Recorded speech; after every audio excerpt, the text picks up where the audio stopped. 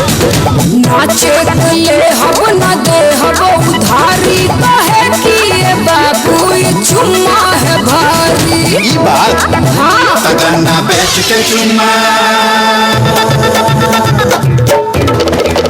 हो गन्ना बेच के चुम्मा ले हम बैसाख में देबू चाहे 1 लाख में चाहे चीनी हमारी मिल जाए डार्लिंग खाक में ले हम चुम्मा 1 लाख में।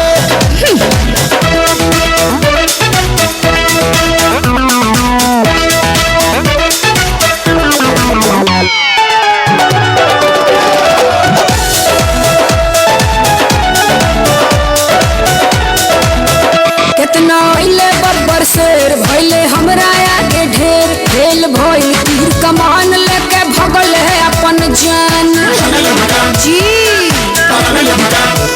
हौवे ऊपर बिहार यूपी बढ़ जाई तोहरो बीपी लगबू ऊपर नीचे हाथ जस हिला कब कस के चापे। तनिको दम रहल ना कौन चीज हाँ तनिको दम रहल ना उ मुर्गा के पाख में हाँ चुम्माली है 1 लाख अरे में। ऐसी होता लगबू मारे उल्टी गरम गरम राख में ले हम चुम्मा 1 लाख में।